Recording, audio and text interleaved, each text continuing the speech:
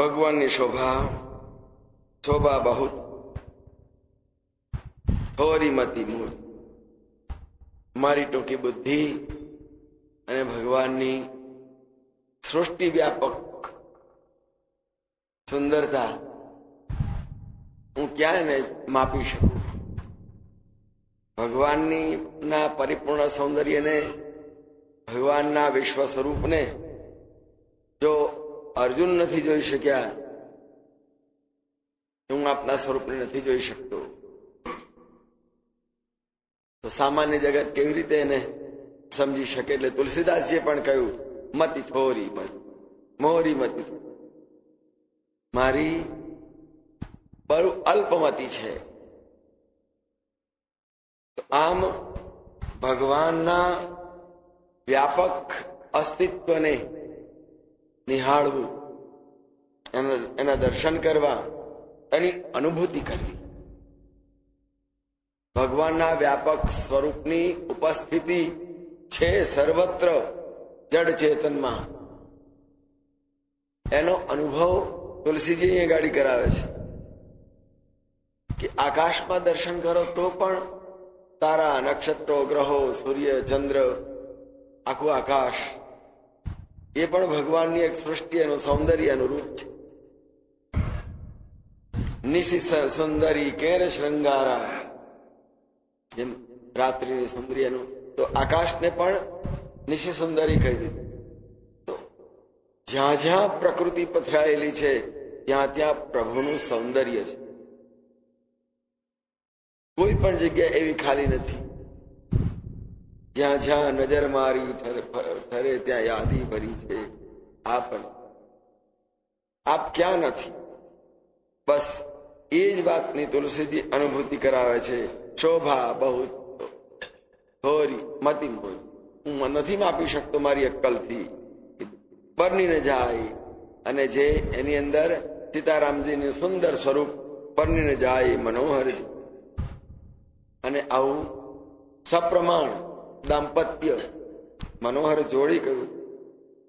કંઈક આગુ પાછું હોય, ઊંચાઈમાં હોય, લંબાઈ પહોળાઈમાં હોય, સમજણમાં હોય, જાડા પાત્રામાં હોય, ભણતર ગણતરમાં હોય, કંઈક ને કંઈક કુળનું હોય, સંસ્કારનું હોય, કંઈક આગા પાછું હોય ને હોય જ. એટલે હોકર હરખી ચડે નહીં, ઢીલી પડે. પણ અહીંયા તો પ્રભુનું જે દર્શન કરી રહ્યા છે, સીતારામજીના દર્શન, એને જે કોઈ જો મનોહર જોડી, આટલે સુંદર, બધી રીતે પરિપૂર્ણ, એમાં કઈ જોવાનું નહીં. અને આવી સુંદર જોડીનું સૌંદર્ય સમસ્ત વિશ્વમાં કોટી મનોજ લજાવની સુમુખી કહું કો આહી. તો મારે હજુ આગળ આવશે, પૂછશે કે આ કોણ થાય છે તમારા? તો એમ અહીંયા આગાડી પરણીને જાય મનોહર જોડી, આવી સુંદર સુંદર યુગલ, એનું કોઈ વર્ણન ન થઈ શકે. બસ એની શોભાને કોઈ માપી ન શકે. મન મતી બધા થાકી જાય છે. રામ લખન સિંહ, અહીંયા લક્ષ્મણજીને પાછા આટુલા નથી મૂક્યા. ત્રણેયની સુંદરતા, શોભા એટલી સરસ છે. સબ ચિત્ત વહી ચિત્ત મન મતી લાય, બધા જ દર્શન કરી રહ્યા છે, બધા જ એક ટકે જોઈ રહ્યા છે. પલકારો, આંખનો પલકારો, આંખ પણ થાક અનુભવવા તૈયાર નથી. અરે ભગવાનના દર્શન કરવાના હોય ઘર આંગણે, ફરી થાક શામ? આપણે ત્યાં ઘર અવસરે પ્રસંગ હોય, ઘરે થાકીએ છીએ. 4-5 દાડા પછી ભલે જે થવાનું, પછી સુઈ જઈએ કે ડાક્ટર બોલે એ ગોળીઓ ખાઈને ઊંઘીએ. પણ એકવાર અવસર પ્રસંગ હોય ને ત્યારે થાક લાગે છે. એમ અહીંયા પણ ભગવાનના દર્શન કરતા કરતા સબ ચિત્ત વહી ચિત્ત મન મતી લાય, મન ચિત્ત બુદ્ધિ બધું એકાગ્ર કરી, આંખનો સહેજ પણ પલકારો વાગવા દીધા સિવાય થાક નથી લાગતો આંખને. નહીં તો ત્રાટક કરો જોઈ, 2 કે 3-4 મિનિટ તો બહુ થઈ ગઈ, પછી આંખોમાંથી પાણી નીકળે, આંખો દુખવા લાગે. પણ એવું કશું જ નહીં. ભગવાનના દર્શન, દરેકની આંખ સશક્ત બની છે, દરેકના નયન પ્રભુના વિગ્રહની અંદર એવા તો લીન થયા છે કે થાક નહીં, પલકારો નહીં, ભાઈ કોઈ બાબતની અનુભવ, માત્ર ભગવાનની ઉપસ્થિતિની અનુભૂતિ, ભગવાનના દર્શન. રામ લખન સિંહ સુંદર, આવું સૌંદર્ય, આવા ઠાકોરજી. અને તે ત્રણેય સાથે ક્યાં આપણા ગામની પાદરની અંદર, આપણા ગામની ભાગોરે, અને આપણને સામેથી ચાલીને દર્શન આપવા આવે. આપણા કયા એવા સદભાગ્ય. એટલે મન, મતિ, ચિત્ત દર્શન કરવાને લાયક જે કંઈ હોય બધું જ એકત્રિત કરીને આપણે દર્શન કરવા ઉભા રહીએ કે નામ જપ સ્મરણ કરીએ, ત્યારે મન ક્યાં હોય?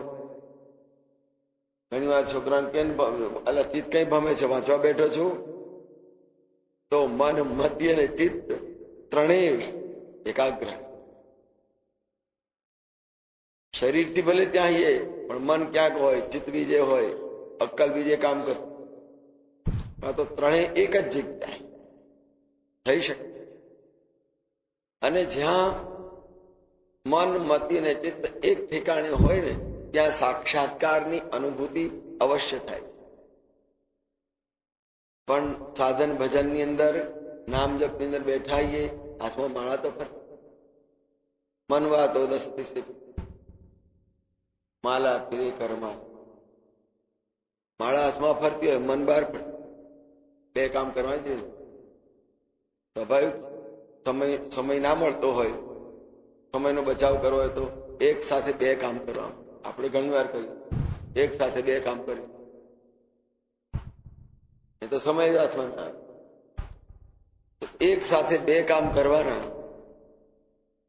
ભગવાનનું ભજન એ કરવું, મનને ફરતું રાખવા. નહીં બરાબર? સમય છે ક્યાં? બધા સમયના તો ગરીબ છે, બીમાર પાસે સમય નથી. દરેક બીમાર પાસે સમય નથી. કેટલા બધા ગરીબ આપ, પૈસો નથી એમ કહીએ, બીમાર પાસે ઘર નથી, ગાડી નથી, બાઇક નથી, મોબાઈલ નથી એમ કહીએ, બરાબર છે સાધન, પણ કંઈક સમય નથી. તો સમયનો બેવડો ઉપયોગ. મન ક્યાંક ફરે, માળા ક્યાંક, એમ નહીં. અહીંયા તો માત્ર પ્રભુએ એક જીવન આપ્યું છે, અને એ પણ અધ્યાત્મની અંદર તો એકાગ્ર થવાનું હોય. ત્યાં વ્યવહાર હોય ને, ત્યાં વ્યવહારમાં સમય ના મળતો હોય તો એકી સાથે બે કામ થઈ શકે. બહેનો મોટે ભાગે કરતા જ સાંભળતા હોય ને, શાકભાજી સમાજ અનાજ સાફ કરતા જાય ને બીજી વાતો કરતા જાય, આ બે કામ.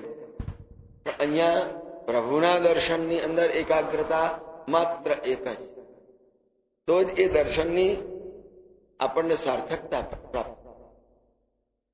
મન, મતિ, ચિત્ત ત્રણેય જયારે એક બને ત્યારે સૂત્રે મણિગણા એવા, જેમ એક દોરાની અંદર બધા જ મણકા પરોવાય ત્યારે માળા બને, એમ મન, મતિ અને ચિત્ત, સમય, શરીર બધા જ પરોવાય એક પરમાત્માના સૂત્રમાં. ત્યારે જ પ્રભુના દર્શનનો આનંદ લઈ શકાય. અહીંયા આગળ ભગવાનની સુંદરતાના દર્શન કરી રહેલા બધા જ સબચિતવય, બધા જ ભગવાનને નિહાળી રહ્યા છે, દર્શન કરી રહ્યા છે. મન, મતિ, ચિત્ત બધું એકાગ્ર કરીને જયારે પણ સાધન ભજન કરવાનું હોય ત્યારે આ બધાને સાથે રાખી અને ભજન થાય. જુઓ, રામ, લક્ષ્મણ ને સીતાજી ત્રણે સાથે છે. અહીંયા મન, મતિ અને ચિત્ત એ પણ સાથે છે. ત્રણ સાથે હોય તો જ એ સ્વરૂપના દર્શનનો આનંદ આવે.